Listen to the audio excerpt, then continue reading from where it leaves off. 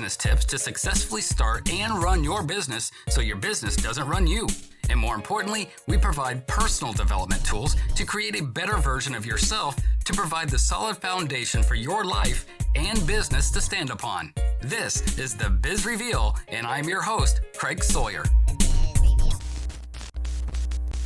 This week's episode is sponsored by Sawyer Health Solutions. Protecting what's important to you is what's important to us. Get your free health insurance quote at SawyerHealthSolutions.com.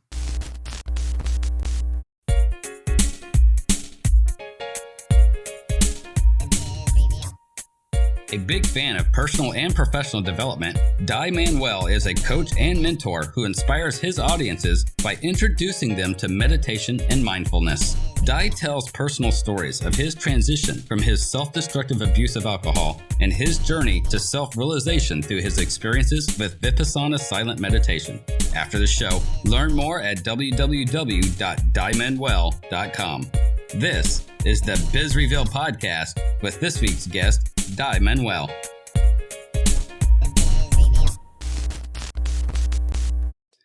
Where did the journey that you're on now that you've taken and you're continuing to take, where did that start? Oh, that's a great question. I guess it depends, right? Like there's been, I think all of us, if we look at our lives, it tends to be, well, I mean, some people like the metaphor of a story or we're writing our story and, one chapter ends, another one starts, right?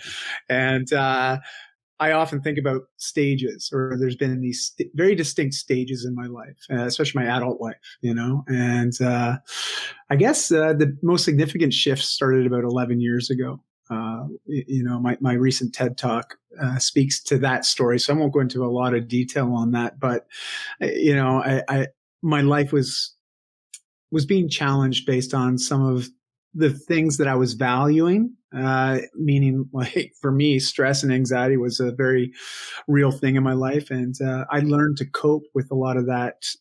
Well, I wouldn't even say cope. I learned to numb it, gotcha. And sort of avoid it, especially with alcohol. And it started to creep into just everyday life. That habit became very dominant in my life, and it was affecting, the relationship with family, specifically my wife. My two kids were both under the age of 6 at the time.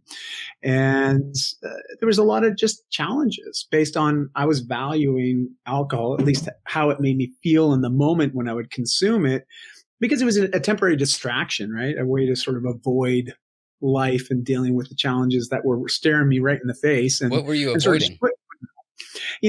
For me, it was just a lot of stress and anxiety and just long days in a career that I was passionate about, but I also felt I took a lot on. I was a partner in a company, a co-founder, and I just felt very responsible. So I would, often put my own needs last. I'd put the needs of my family, put the needs of the company, the needs of my teams, everybody else's needs before my own. And so then at the end of the day, feeling depleted and stressed and overwhelmed and just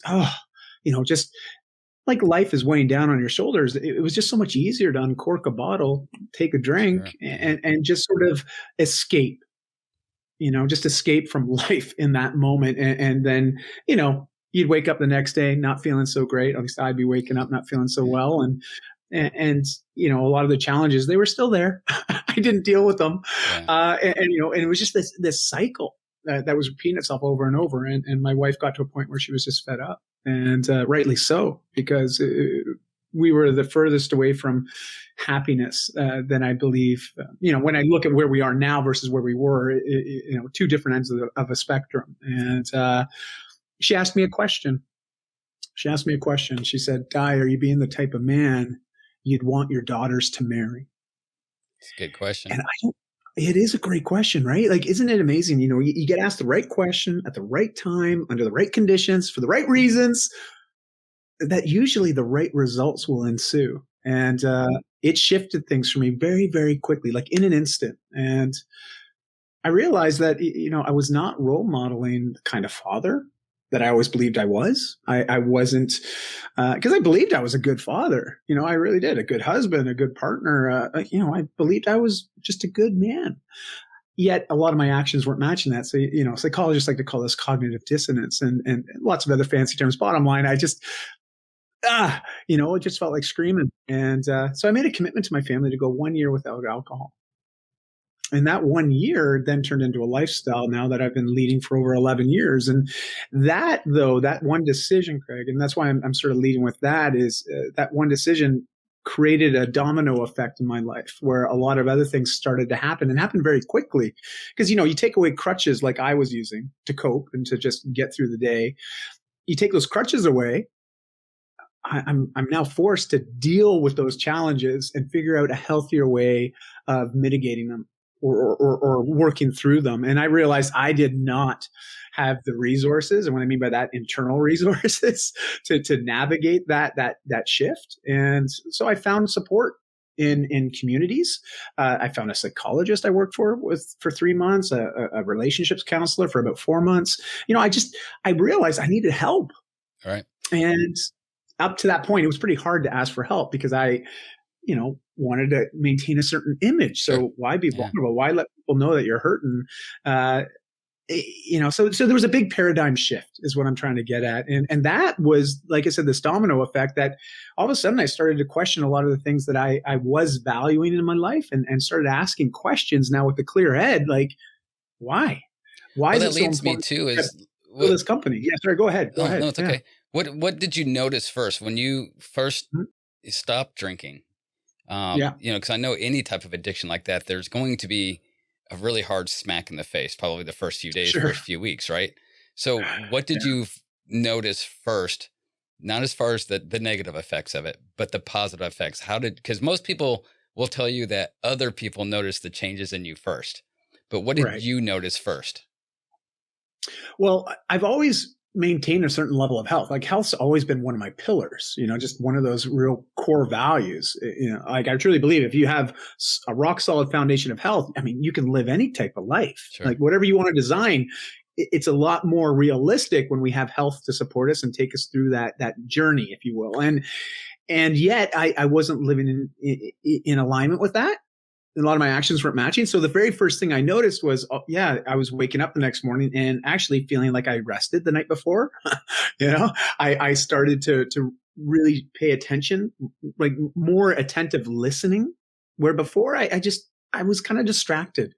Like just sort of in a haze, I guess. Yeah. And I think we all know that, you drink too much, or alcohol has this tendency to just sort of cloud things. And at least that was my experience. And so a lifting of the clouds, if you will, or a parting of the clouds, if I'm going to play out that cliche, but, so, the relationship started to mesh again.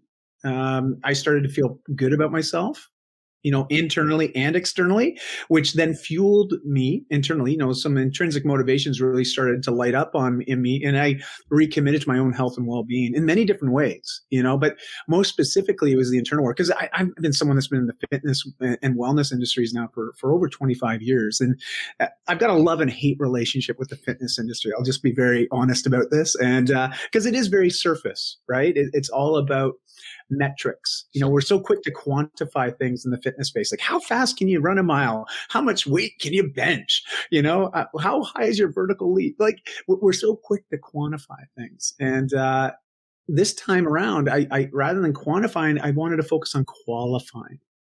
Specifically looking at how I was feeling based on the actions I was taking, especially as it related to fitness. And so my goals shifted. Like instead of trying to perform, work on my body to look big and strong and try to be the man, I had this very stereotypical idea of what that looked like. Yeah. And now it wasn't about that. It was like, okay, well, I want to be the best version of me. What does that mean? What does that look like? And when you start to lean into that and you start to, really give yourself a space, that's, I like I said, the clouds parted. There wasn't alcohol hazing me now. I felt like I was in a good place where I could actually write some of these things down. You can call them goals. You can call it what you will, but they were really just aligning with my values. Okay. And as soon as I started doing, like within a matter of weeks, my energy got better. My focus improved.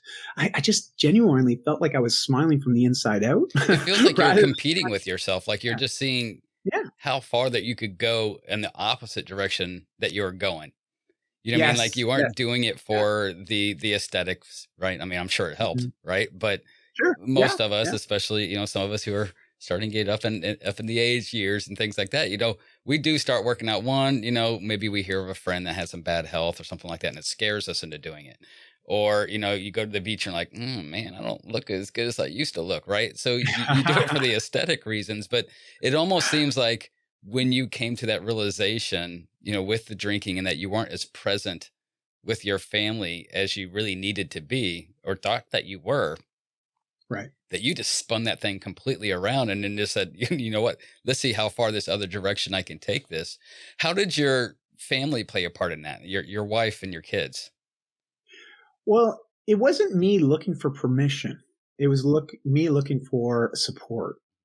And, to be that vulnerable with my wife, because obviously there was a much larger conversation that ensued, me making that statement, that I am going to go a year without drinking. My kids, both under the age of 6, they're just like, okay, so no water, no orange juice. Like, I had to explain, no adult drinks, Right. So for the kids, that was pretty easy to work through. But with my wife and I, because already at that point, we had 10 years under our belt of being together.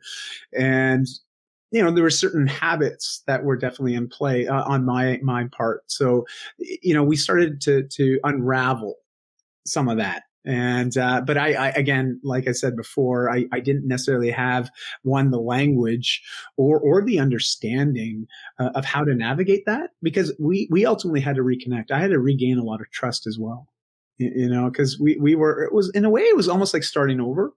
Or at least that's the way I felt. I felt I had to regain her trust and respect, Trying and to basically and prove that you can be yes. what you promised her that you would be. Well, and that's just it. She's always been that person. And I think this is interesting, because I think those that are listening or watching this might relate to this, and you as well. Like, she's always been the person that I can tell that when she looks at me, she sees potential in me that often at times I'm not able to see myself.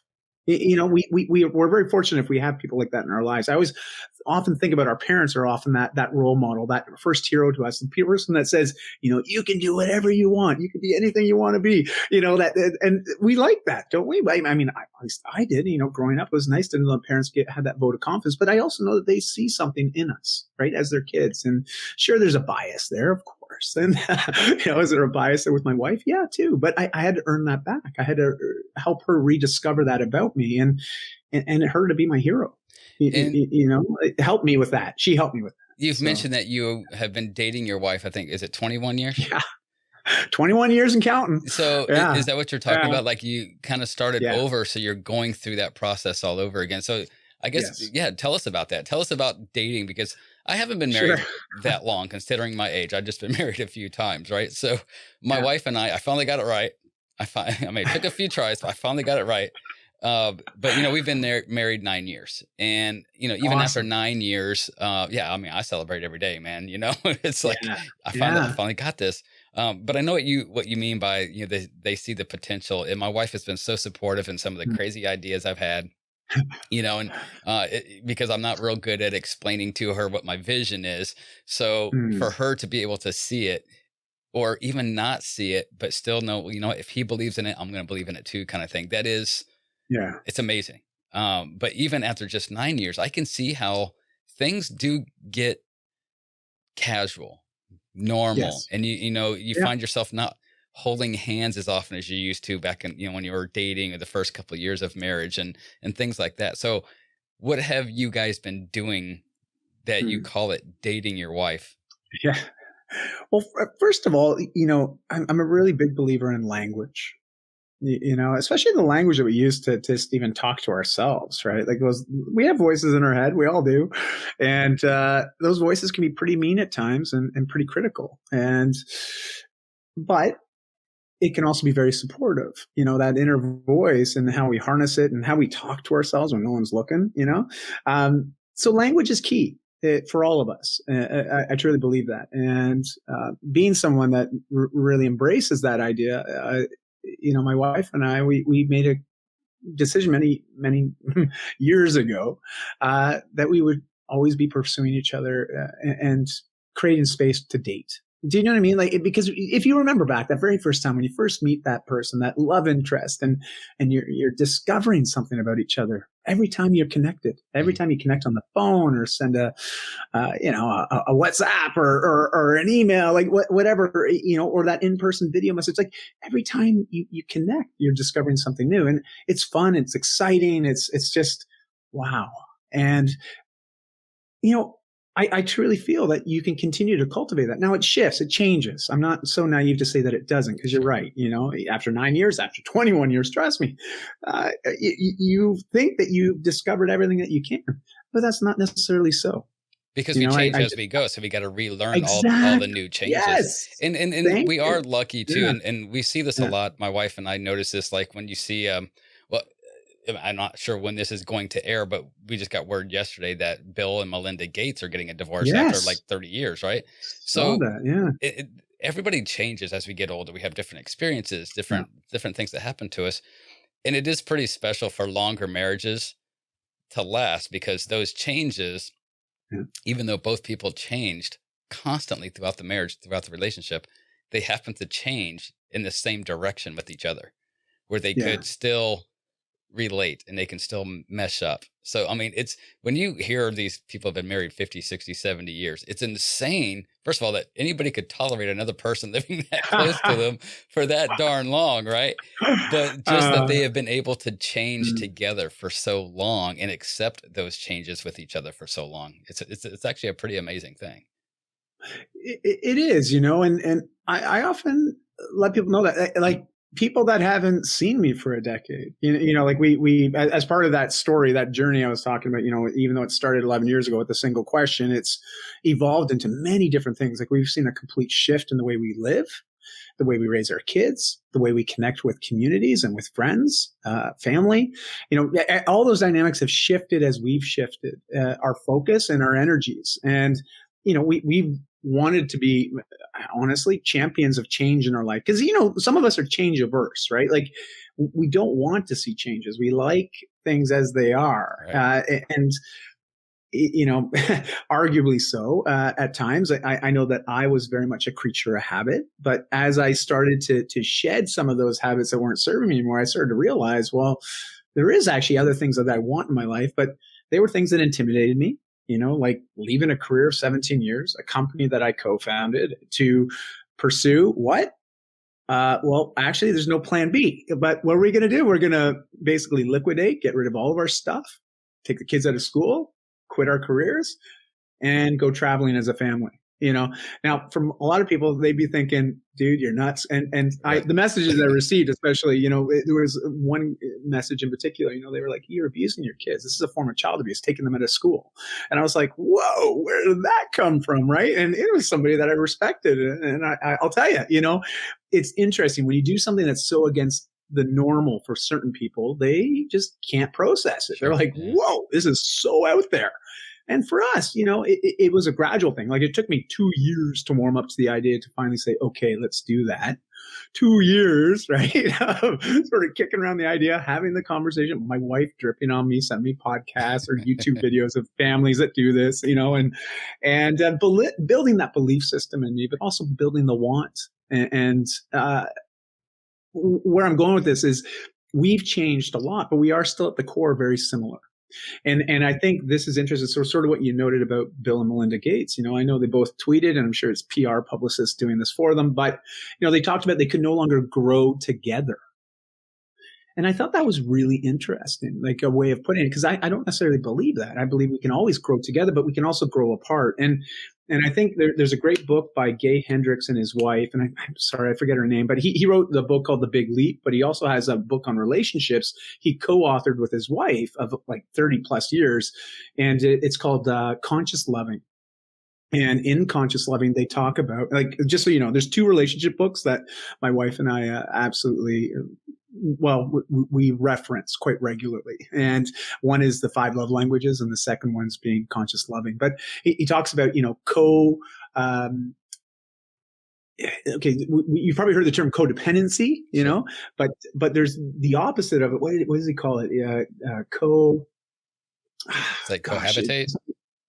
It's similar, but it's got a little bit deeper meaning. I'm gonna have to look it up. I apologize. I'm forgetting the term, but it was really neat because it was this idea that your spouse should be able to support you fully to go after what you want.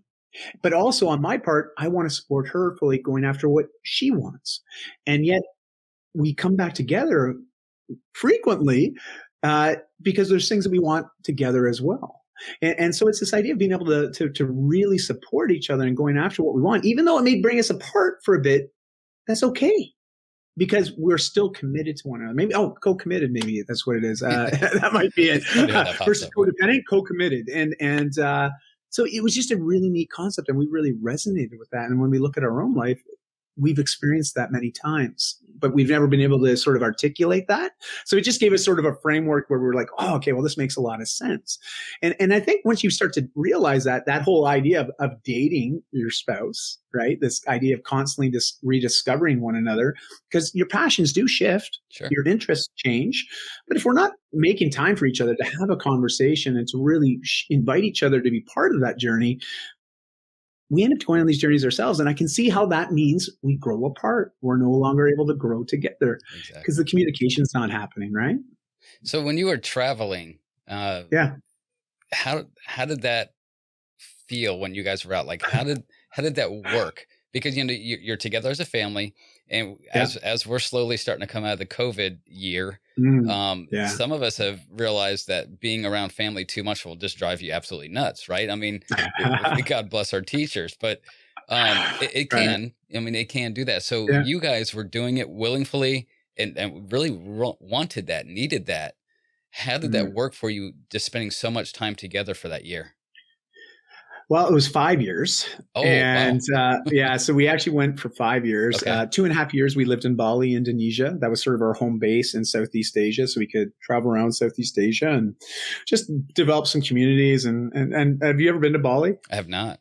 It's absolutely gorgeous. Well, when you do go, you got to let me know. I got some people I want to introduce you to, and we'll give you all the hit list of the best things. But it was always a place that my wife loved. She went before she met me, you know, before we had kids and had a life together. She had been a world traveler, and she always spoke so highly of it. But also being someone that's very active in the digital space for over 10 years, I've met a lot of digital nomads, and many people end up in Bali at some point, you know. And so there was an attraction there. But leading up to that, the first couple of years, we just traveled around North America as a family. We used our SUV. You know, we basically, whatever we could fill in the back, we took with us. Everything else we gave away.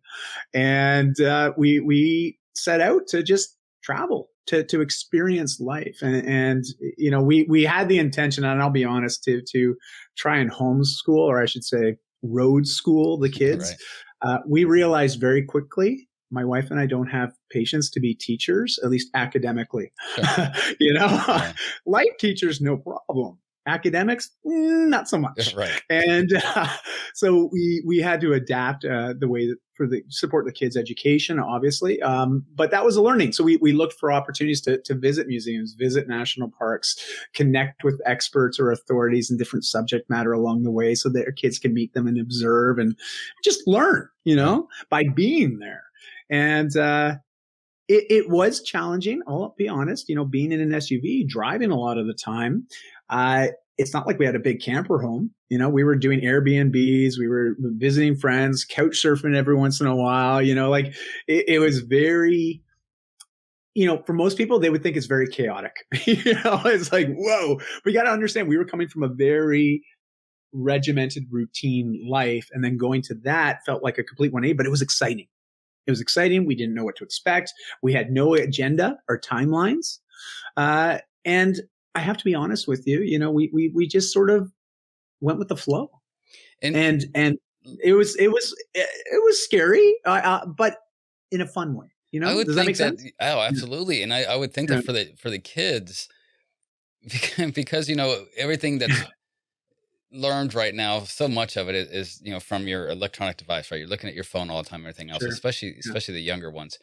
And for them to be able to experience that at such a young age when they're so impressionable, and then to be able to carry that on later in life. And that's one of the things my wife and I are pretty proud of, is we took a big leap moving from Illinois to Florida, right? I mean, that's a pretty big deal for us. We didn't have any family down here or anything. But by doing so, our kids feel that as they get older, that they're not planted anywhere. Just follow wherever your dreams will take you. Go there. If it doesn't work, go someplace else. If that doesn't go, I'm not saying run away from problems, right? Because if you run away from your problems, they always catch up to you. So don't run, and go to these places. But if for you, it's inspiring because I'm thinking, man, 5 years on the road with the family all the time, I'd be bald right now. I've pulled all the hair out, right? But and I'm sure you had those. You got a great set of hair there, though, man. I was gonna say I don't think be bald. My kids are out of the house now. I get to keep my hair. But I would think that you had those times where, of course, it was trying for you. I'm sure it wasn't every day was bliss, but how much did you learn about your kids, your wife, your family, yourself?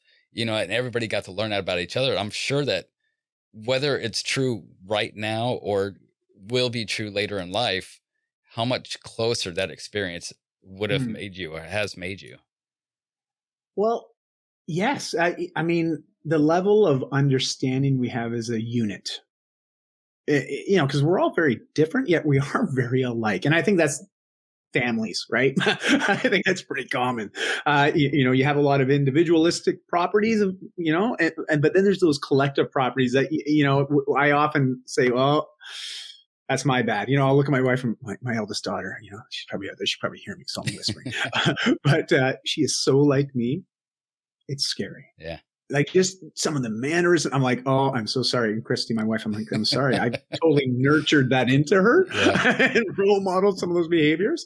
So, in particular, like she can be a little bit bombastic at times. And that is a trait of myself I'm not proud of. I know that sometimes I can just get frustrated and I'll just say something really quickly, not at any one person, but just expressing, verbalizing my frustration in the moment, with language and not always, well, let's just say, maybe I will say it's colorful language sometimes, right? We've all been there. Yeah, but she's picked up on that every once in a while, and so those are little things where I see it, and I'm like, oh, what have I done? But those are things in myself that I'm trying to change, and I'm not work in progress, but I think that is, and why I'm bringing that up is when you're in such close, listen, proximity, like yes, very much. When you're in that tight knit for prolonged periods of time, the good, the bad, and the ugly, it happens. And you just sort of learn to roll with it, but you also learn to adapt very quickly. Right. Like forgive and forget is definitely. Because you have to. You're going to be together tomorrow too, right? Yeah. And it makes you more. There's no running away. Forgiving, accepting. Yeah, exactly. And so that dynamic, the level of patience and understanding that we developed as a family, amazing. Now, not always in the moment, obviously, but we always grew and we were always able to, we might disagree, but we were okay with that. Accidents happen. People get sick. Some expenses are obvious, but some, well, we don't always think about until it's too late. The right health insurance plan can make the difference between discomfort and disaster. You need a plan that isn't only affordable, but customizable so you only pay for what you need and the peace of mind in knowing that it's there when you need it most. Sawyer Health Solutions. Call today at 239-677-9877 or go online at sawyerhealthsolutions.com. And we were able to have a conversation around that. And because you're in a vehicle driving for 8 hours that day, it's like, well, we're going to have a lot of conversations today. There's no running away from this, right. And that's a lesson that can be learned in life. Especially right now, it's been very polarizing the last few years. And conversation is something that's gone to the wayside. Debate is something that's gone to the wayside. People disagreeing and still just accepting the fact that it's a disagreement. I just don't believe the same thing that you believe, but still moving on. And I think there's a big lesson to be learned in what you guys have done in that sense, an overall bigger world sense as well. So for a lot of us, everything that you've been talking about, right? 5 years on the road, going to Bali and, going to all these different places and spending time away from work and stuff like that. It's fantasy land for a lot of us, right? We can't all just pick up and just, travel across the world and, there's financial things, there's family, there's things like that. So when you got back to regular life, like what most of us would consider, and I'm sure you too, the normal day-to-day 9 to 5, you got to go back to work, you still have to make a living and things like that. How did your experiences over that 5 years translate for you when you got back into the day-to-day and the business life and things like that? Yeah. So, even while we were traveling, I pivoted. So going from being an owner operator of a largely brick and mortar, most of our business was through our retail locations. We had a little bit of B2B enterprises, and some e-commerce. But the bulk of it, our day to day was the operations of the retail chain. And, so leaving that after 17 years was like, whoa, this is a big shift. But one thing to note was, years before that, I had already started sort of developing an online presence, because I had certain views that were my own personal views and opinions. And even though I was helping develop and build a business brand, I couldn't espouse my own opinions and my own thoughts on that platform, right? Because it just, and a lot of us are like that. We work for companies and they have certain belief systems and values, and so you have to filter a little bit because you're trying to appease so many people within that organization. Everybody has different opinions and Right. different ways to do things. And so I started to develop my own brand, if you will, and as a way to try to serve people, serve communities. I really wanted to just help people with all things in life. And especially that became very real for me as I was transitioning away from that one decision, from that one question my wife asked. I started to discover a lot of new things about me, and my way of serving people shifted greatly. And so I wanted to lean into that more. I wanted to do more of that. And so all of a sudden now, leaving the traditional sort of, 9 to 9 of every day, like that's the thing about entrepreneurship, right? I was only working half time. It was either the first 12 or the last 12 hours of every day. Right? It was like, half day. I want people to know that. Every day. It was like everyday thing, even on vacation, it's like, I got to check in. And did I really need to? Well, probably not, but that's what I felt. I felt it was needed to do. And I had a hard time reconciling vacation time, unplugging from my business, and so that was something else that I had to learn. I had to learn how to create space for just me and family, and to recognize that there's specific time for business as well. But having the two interlaced all the time, it created a lot of stress and angst for me, which was part of the thing I was trying to change. And so now after leaving that career, we didn't necessarily have a plan B, but we looked at our cost of living, and I think this is important as a family, but people will ask us like, well, how do you do it? How do you actually structure it so you could travel for as long as you did? Like, did you have a lot of savings? And it's like, no, we didn't. Unfortunately for me, a lot of my money just went back into the business for all those years, constantly growing, scaling, developing. And even when I left, I didn't leave at a good time. So it wasn't like I was going to cash out, But when you look at your cost of living, look at the lifestyle, look at what's important. Because things cost money. I get that. We live in a global economy. You need some sort of income or cash flow to, live a certain way. But we didn't want to downsize our lifestyle. And when I say that, we did downsize it on stuff. There were certain things that definitely we amassed. People usually upgrade their homes, they get more space, and they fill that space with more stuff. Right. Well, we did the opposite. We were sort of transitioning down. We started to simplify, to go more minimalist. And what would happen is, as we were doing that, we started to realize that the amount of money going out per month versus what we could generate and what we were doing online and a couple other projects, it was enough that, wow, we could sustain ourselves traveling, quite frankly, indefinitely if we wanted to. Now, it doesn't mean we were going 5 stars, but that wasn't important to us. We wanted to just be able to have that time together and to have experiences together and be a collector of experiences versus things. And as soon as we made that pivot and really figured out, well, how much money do we need per month to sort of just sustain what we're doing? We realized that the number was actually a lot less than what we were spending to live in Vancouver on the month to month. Yeah. And so this is really interesting. And I think people are really open their eyes to this now, especially because of COVID. A lot of people are now remote workers. They're not going into an office place. they're patching in remotely through Zoom, through StreamYard, like we're on right now, right? Like there's other means to do work and create a living and an income. But to be fixed in one city, in one place, to do that, it's, well, to be honest, I don't know if we'll ever get back to that. I think we will in certain instances, but this remote, it's here to stay. It's much more accepted now.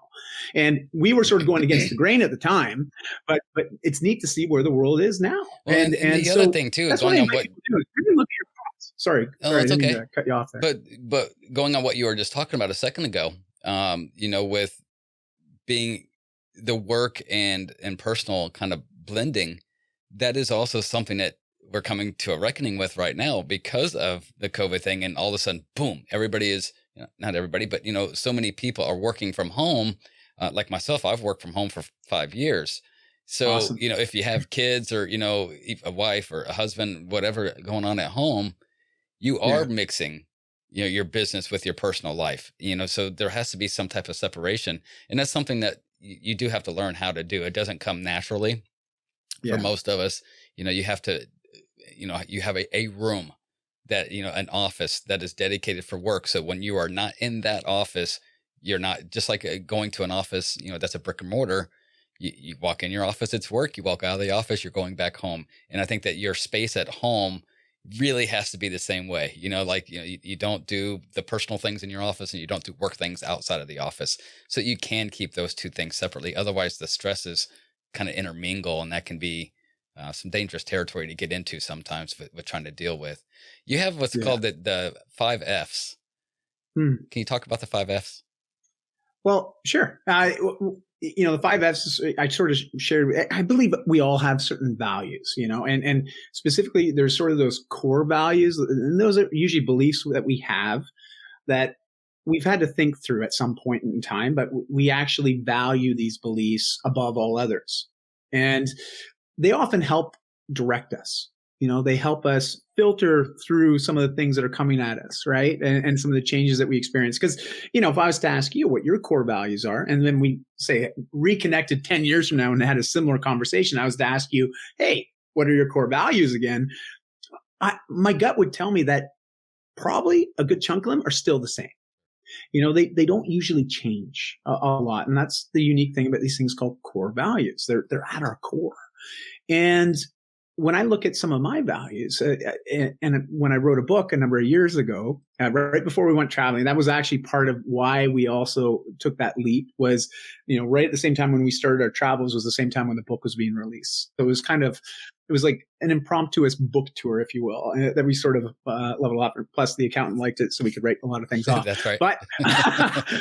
But regardless, in the book, I talk about the 5 Fs, and I talk about it as like a metaphor, so if you envision a house, your life being a home.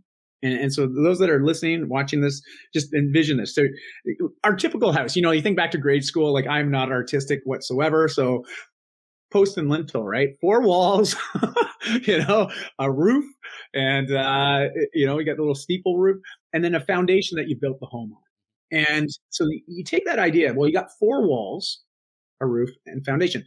I believe the foundation for any life that we want to build is health. Health first. Now, that could be mental health. It could be physical health. I mean, anything that's health, financial health. I mean, this sort of plays into the other walls. So you got this foundation of health, because when you're feeling healthy and that foundation's rock solid, we're much more, one, risk averse, but also we're able to navigate the challenges that come into our life more effectively. And when I say more effectively, I know when I'm feeling really healthy and I'm in a good place, mentally, physically, spiritually, emotionally, I can have a big challenge dropped on me. And I know I can navigate it much more effectively than I can, say, when I'm in a state of unhealth, where I'm stressed out, I'm feeling anxious, I'm just overwhelmed.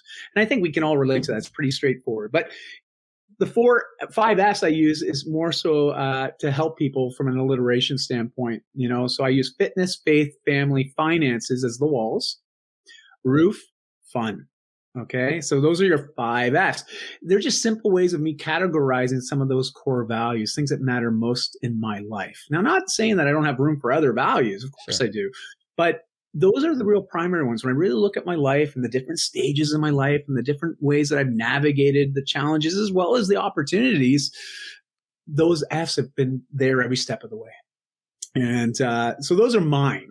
And I invite others. Well, just draw the house. You choose what your 5 are, And it's a soul searching kind of thing, though, when you do that, because you have to really, I'm sure when you first start doing it, like the first few minutes, you sit down and you're probably staring at a blank page, right? Like, I don't know. You know what? I don't know. And then once you start thinking about it, then all of a sudden you have like an entire page, not just 5, but the soul searching part of that is actually narrowing it down to 5. What, if it was me, if there were 5 words to describe me on my tombstone, what would those 5 words be? What's most important to me as a person? And I guarantee you it's not going to be, the material things like you're talking about. We all want those things, but we don't need them, and of course I want a lot of the stuff that I have, and I want a lot of stuff that I don't have. But some of the things that I do have create some of the other things that I need. Like, down here in Florida, there's a lot of water. We have a boat. Do I need a boat? No, I can survive without a boat. But the boat does create experiences and memories for us. And that's the important part. So it's not about the boat itself. It's just about what the boat helps you get to that you're aiming for. So that is a difficult thing. And I've done that before. Where you're trying to write down those core values. And like you, I encourage people who are listening to do that, because it's almost like if you've ever heard somebody say, write your own eulogy. Yes. Man, that's hard. It's so tough. That is a difficult thing to do. And it's a very soul grabbing kind of experience. So I like those. I like your 5 F's, but I'll have to see if I can come up with something a little bit different. I just liked alliteration. It was just easier for me to remember, but also easier to, it's just, writing. I've always enjoyed creative writing. That was one thing that I always loved. And I found that I sort of fell out of that. And that's also, 11 years ago, really dove into blogging just to create content so I could exercise that creativity that I knew I had in me and I wanted to cultivate again. Yeah. And because I believe we should all have some sort of creative outlet, whatever that is. Definitely. It could be a sport.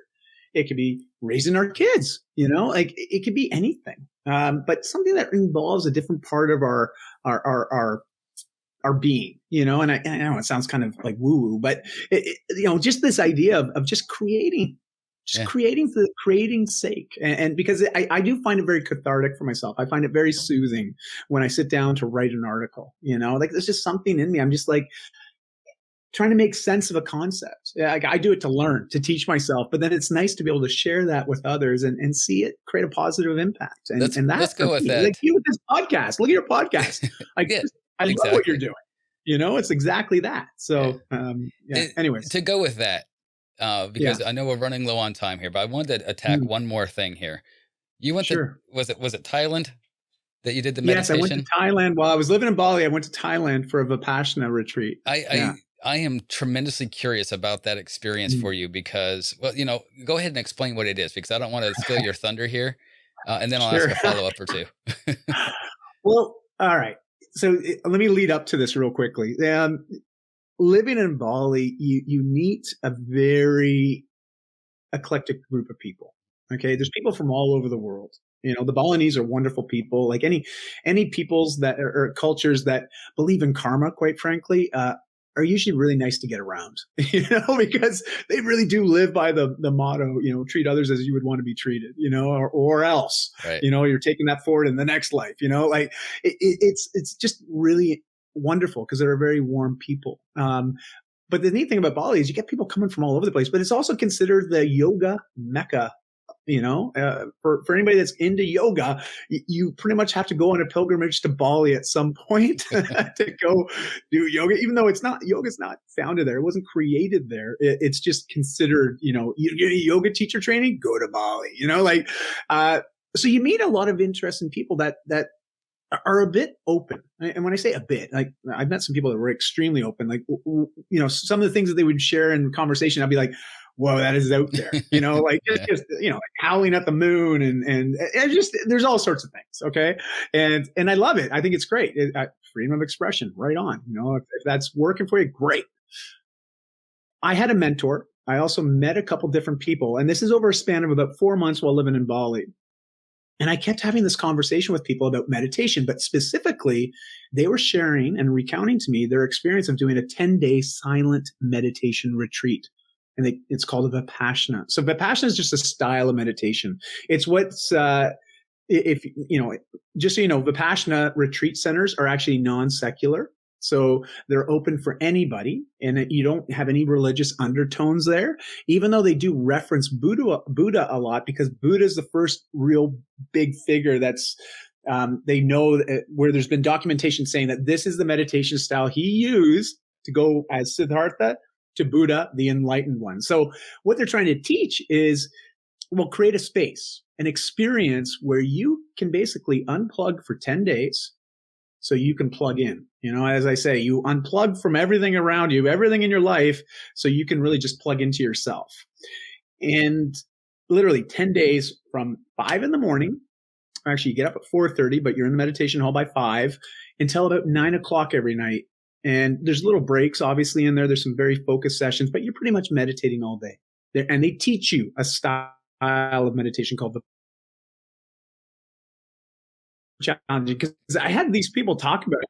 And the first time I heard about this, Craig, to be perfectly honest with you, I heard, man, good for you. That's crazy. I'll never do anything like that.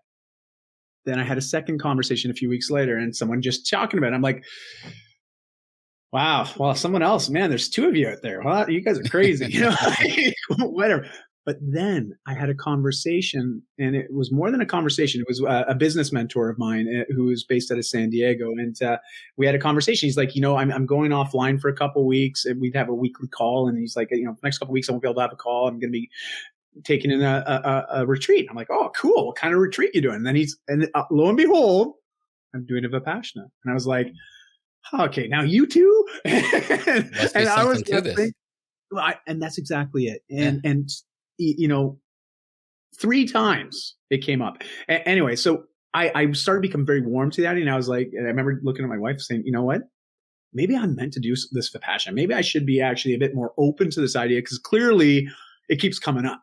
And she's like, great. And I was like, do you want to do this together? She goes, nope. You go and do that. We'll create the space so you can do that. Let's go online. Let's find a retreat center where you can go. And the cool thing about Vipassana is it doesn't cost any money.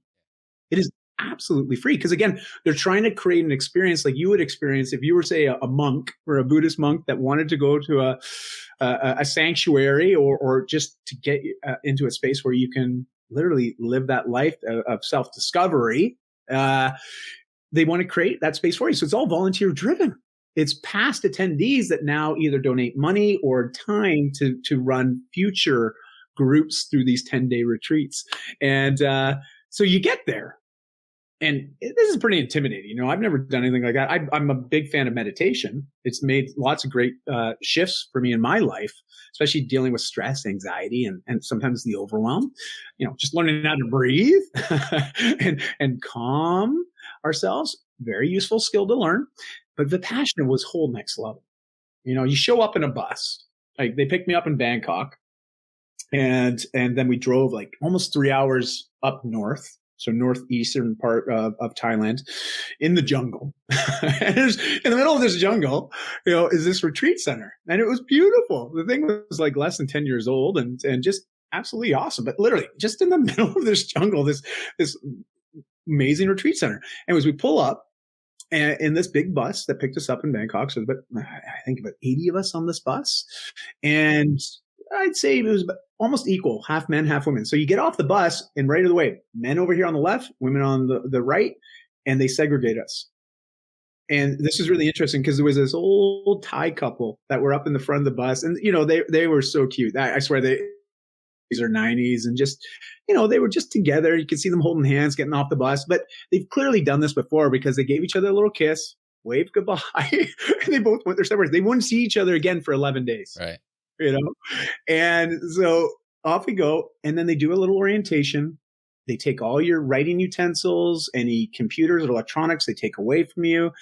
Basically, all you're left with is your clothing, as well as maybe, your toothbrush and some of the basic toiletries. But that's it. You now take a vow of silence and you can't speak for 10 days. You're not even supposed to make eye contact with people when you eat. You eat one meal a day. It's vegetarian and you eat it by yourself. You're in your own little room. And that's why this retreat center was beautiful, because you had your own space, your own little room, private. A lot of times it's more dormitory style. So you have to, when you're online, going to vipassana.org, just check it out. They're all over the place. I believe there's a couple centers in Florida as well. There's some all across the United States and Canada. They're all over the world. It's global. You could literally go to any country and do a Vipassana retreat. You just got to register online and make sure you get in. And so here's how it goes. You're basically on your own to experience this. And there's little guided sessions where they teach you the meditation style, and then you're just left to meditate. This is you and your thoughts. It was the hardest thing I've ever done. I'll tell you right now, Craig, I know I've got voices in my mind. All right. They got really loud, didn't they? There was nothing louder. Like, you don't realize how loud those voices can be until you completely submit yourself to be in a place where you have nothing but those thoughts to entertain you. It was incredible. And they're always talking. Yeah, thoughts come in your mind, let it go. Just bring your focus back to the breath, back to now. It is easier said than done. And, the first 5 days were really, really hard. And this is interesting. They've got all these pillows set up in the meditation hall. And it started, there was probably close to 40 guys. By day 5, about a third of the pillows were empty. I didn't even know that people had left, but this happens, and it's quite often. People will sometimes get there and they can't do it, and they leave. And they don't make a scene about it. It's not a big deal. You're welcome to do that. It's free will, right? Like, you can come. They encourage you to try to stay. It always reminded me kind of a Bikram's. If you've ever done a Bikram's yoga class, it's like, your first challenge today, just stay in the room, and so the same with this meditation retreat. They just want you to be there because they know that it's going to be challenging when you first get started. But so the pillows were starting to become more sparse and more open. And so I realized, people are going away. But come day 6, I started feeling my groove. There was a moment where it just felt complete euphoria. I didn't have those voices yelling at me in my head anymore. And I just felt this immense sense of calmness. And all of a sudden I was like, okay. And then it was gone, So I was like, there was that moment. There was that moment, right, where it did. And I thought that must be what they're talking about, that stillness that you can achieve. And that was enough. And I sort of equate it to golf. Okay. And that's why I keep meditating, not as extensively, but it's like golf. You have that one hit in a round where you feel like a Tiger Woods, or a Mike Weir, or just like one of the superstars, right? You have that one shot where you be like, that was a pro shot, right? And it's just enough to make you come back. Yeah. and so that one glimpse into what it felt like to be in a still moment, to just feel like fully peace. Present. Yeah. And at peace. Yes. Was enough to really just solidify my own conviction around meditation. And I needed that. Going forward after that, obviously, I'm sure you don't, take 11 days, every year to do this kind of thing. But did that just teach you some habits to be able to carry forward that you could do, like maybe, a few minutes a day or something like that, to be able to keep that feeling? Now, the traditional Vipassana, as taught by S.N. Goenka, is really the guy that's known for bringing Vipassana and the retreat centers to the masses. He's often quoted. If you look up Vipassana, you can't help but find articles that are all over the place referencing S.N. Goenka. Now, he passed away, I think, in 2011, 2012, but it lives on just in his work that he did leading up to that point. And traditional Vipassana meditators, they have a 1 hour in the morning and a 1 hour in the evening practice. So it's 2 hours a day. Now, I had the best intentions. Let me just put it that way, to try that. It lasted for about 3 days after. And I had to find something that worked for me, but I was taught a very important skill, and it's really the skill of patience and giving oneself forgiveness and letting yourself just accepting that, okay, I am a little bit wound up in this moment, but I want to get back to that place of stillness. So my ability to get back to that place of stillness has gotten much more effective. I can do that with a lot less effort, but it's also because I have a memory now associated to that experience and what it felt like. And so that's ultimately what I'm looking to create. So every day I still meditate. I actually prefer walking meditation, which is, I don't know if you've been to Vancouver, but we have a beautiful seawall here, a nice little walk along the water. And I get out there. I just sort of zone out, just focus on being very aware of my moment as I'm walking, but I get some fresh air, I get some exercise, but I also get that nice sense of calmness that and stillness that I achieve through meditation. So that was just the meditation style that I prefer. And believe me, anybody that's listening or watching, meditation's amazing. And I encourage everyone, it's just as important as flossing your teeth. If you can learn to meditate, it can become a daily habit that pays for itself tenfold in your life, just through life experiences, because that ability to be able to bring yourself back to that moment, like right now, versus thinking about things that you can't change or concerning about a potential future that 99.99999% of the time will never happen the way that you imagine it. Exactly. Yeah. So that was the biggest takeaway I had from that experience. Yeah, I think worry has to be the biggest waste of time in human life. Because it's the one emotion that does nothing for you, right? You can worry about stuff all you want to, but it's not going to change anything. Now, not to say that it's a normal feeling, right? I think it's a natural human feeling to have, that you're worried about something. I'm worried that if I do this at work, then this is, whatever the case is. My wife she is a professional worrier, man. Let me tell you. And when everything is going good, she will find something. She will dig and dig and dig and dig until she can worry about something. Dai, that's our time for today, man. I wish I could talk to you for a little bit longer, but please take a minute or two to tell everybody, how they can learn a little bit more about your experiences or anything that you have to offer, website, books, whatever you got. Wow. Well, first of all, Greg, thank you for the opportunity today. Thank you. Absolutely awesome. I'm looking forward to being a longtime listener and fan of all the content you're putting out. And it's just nice to have somebody just showing what's possible with a little bit of effort, a vision, and some elbow grease of what's possible. Yeah. The factful to these types of conversations. And I'm just honored to have had an opportunity to be here. So thank you for that. And then as far as people, if you want to have a conversation, I'm just a dude. As I always say, I'm just a dude that's here to help, and I can help in lots of different ways. But it always starts with a conversation. So I'm most active when it comes to social media on LinkedIn, Instagram, and Facebook. Those are the three platforms I tend to hang my hat on the most of the time. So if you reach out to me on those platforms, just look me up with my name, Dai Manuel. Pretty unique name, easy to find once you know how to spell it. Just remember it's D-A-I.